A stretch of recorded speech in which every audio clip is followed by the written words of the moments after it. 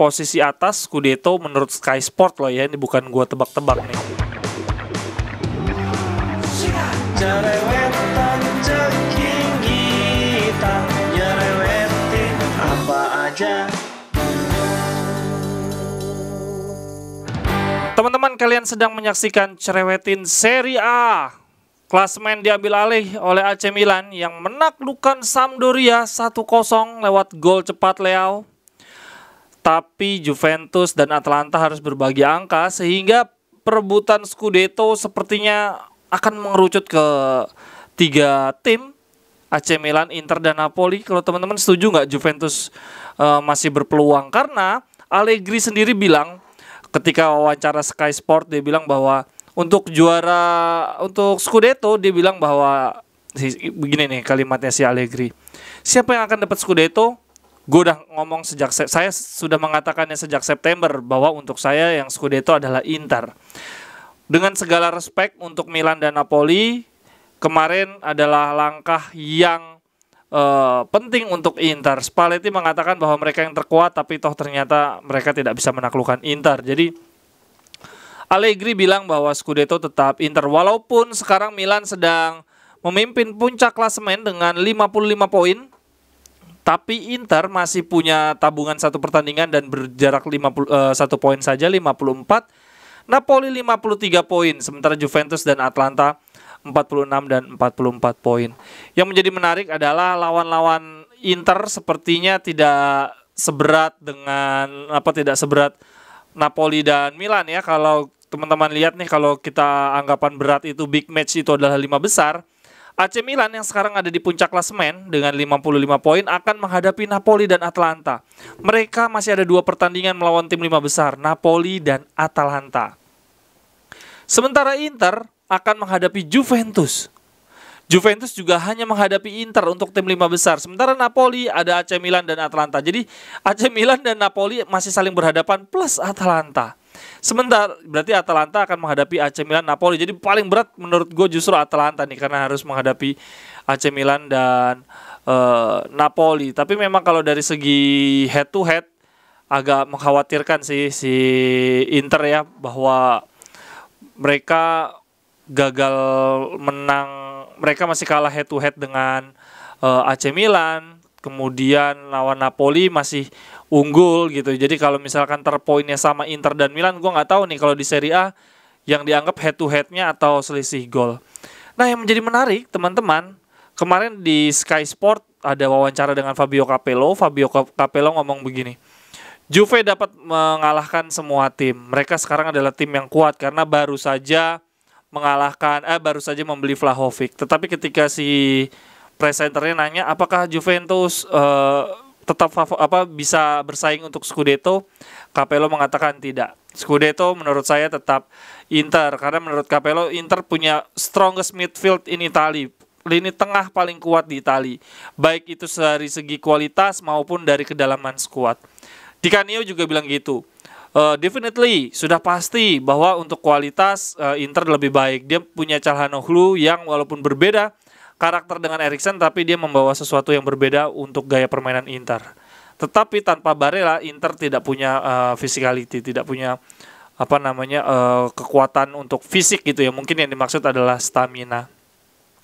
Yang jadi menarik juga menurut Sky Sport diprediksinya bahwa di final race di giornata terakhir nanti Inter klasemennya ada di posisi atas Scudetto menurut Sky Sport loh ya. Ini bukan gua tebak-tebak nih. Menurut Sky Sport, Inter akan ada di puncak klasemen Scudetto dengan 91 poin. AC Milan cukup jauh jaraknya nih. Berapa nih? 84 berarti 7 poin. Kemudian Napoli, Atalanta, dan Juventus terlempar dari zona Liga Champions. Wah, kalau sampai ini benar berbahaya banget, karena Juve berarti harus nunggak gaji banyak banget nih kalau dia sampai nggak masuk Liga Champions. Dan jaraknya cukup jauh dengan Atalanta. Kalau gue sendiri nggak yakin dengan Sky Sport ini. 91 poin, itu artinya kalau dijumlah-jumlah dari sekarang, Inter cuma boleh 1 kali seri, 1 kali kalah. Sisanya menang. Sementara Inter masih ada lawan Roma, masih ada lawan Sassuolo. Jadi kayaknya cukup berat banget. Terus ada website nih teman-teman, namanya 538. Dia membuat prediksinya Inter Scudetto juga, tapi 85 poin. Sementara AC Milan 79 poin, yang mana cukup jauh juga, jaraknya 6 poin. Gue nggak tahu kenapa mereka bisa membuat prediksi AC Milan dan Napoli jaraknya cukup jauh. Kemudian Juventus 71 poin dan Atalanta 71 poin. Juve dan Atalanta ini bersaing di peringkat 4 dan 5. Kemarin pertandingan seru banget. Napoli unggul lebih dulu lewat Malinowski, tendangan jarak jauh, gokil. Tapi akhirnya disamakan kedudukan oleh Dybala. Dybala kembali menjadi penentu dan Vlahovic ternyata kemarin itu lawan Atalanta dia gak berkutik, dijaga 90 menit oleh Demiral. Yang menjadi menarik adalah seperti itu. Kalau teman-teman prediksi Serie A gimana nih? Parah banget nih. Serie A ada lagi dari KPMG Football Benchmark bilang bahwa dari 5 liga besar Eropa, Serie A hak siarnya cuma dapat 87 berapa nih? 587. Ini adalah total international broadcasting revenue in euro million deals time frame. Jadi ya berapapun itu jumlahnya, tapi yang pasti peringkatnya jauh banget dari pendapatannya jauh banget dari Premier League dan La Liga, di bawahnya Bundesliga pula. Dikit banget nih, gimana mau tajir sih kalau kayak gini ceritanya. Itu dari Serie A, teman-teman. Apakah ada hal menarik dari Serie A? Kalau menurut gua ini menjadi pertandingan yang ketat, akan menjadi perburuan yang sangat menarik, di mana dua tim Milano kembali menunjukkan tajinya, sementara Juventus justru tertatih-tatih. Kemarin hasil lawan Napoli membuat Serie A menjadi semakin seru karena Milan juga menang. Sayang banget sih Sensi kemarin nggak begitu. Sensi sih lumayan lah, cuman Sampdorianya yang jelek. Yang gue bingung, Sensi 2 kali sama Sampdoria mainnya udah banyak banget kan, 90 menit. Hari kemarin lawan Milan 90 menit. Sebelumnya gue nggak tahu tuh waktu di pertandingan sebelumnya 90 menit apa enggak, dan bermain cukup baik, tetapi di Inter malah jeleknya parah banget. Oh iya nih, satu hal menarik teman-teman. Capello di Sky Sport juga bilang bahwa Mourinho itu membuat kerusakan bagi Roma, khususnya secara ekonomi. Jadi ceritanya kemarin Mourinho kembali mengkritik pemain-pemain Roma. Terus dibilang pemain Roma itu takut. Terus waktu lawan Inter juga dibilang pemain Roma have no balls. Balls itu biji zakar gitu ya, nggak punya keberanian. Kalau orang luar negeri bilangnya kayak gitu. Terus menurut Capello bahwa I never done it. I did criticize but tried to be respectful. Gue nggak pernah mengkritik pemain, staff atau member di depan umum. Gue pernah mengkritik, tapi gue lakukan dengan rasa hormat.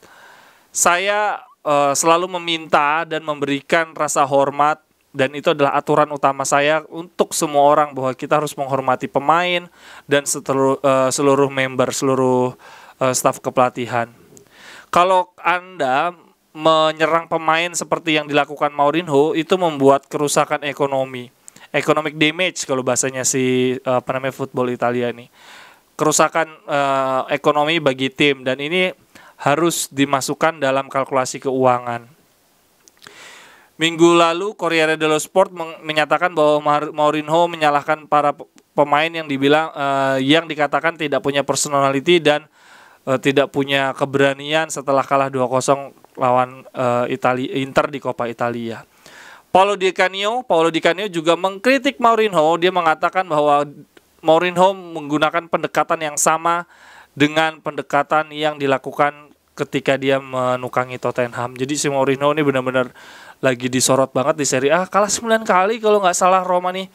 Makin gila aja, kasihan banget deh si Mourinho. Ada di bawahnya Sarri juga, ada di bawahnya Gasperini juga. Kalau menurut teman-teman, Mourinho gimana nih? Sukses nggak bersama Roma? Atau memang skuad Roma ya udahlah? Kalau menurut gue ya, karena skuad Roma mau ngapain lagi, itu udah susah banget. Baru pula Mourinho menukangi Roma ya baru musim ini, pasti butuh adaptasi. Atau jangan-jangan Mourinho sendiri udah, menurut teman-teman, udah habis masanya, udah nggak kayak zaman dulu lagi. Gimana kalau menurut teman-teman?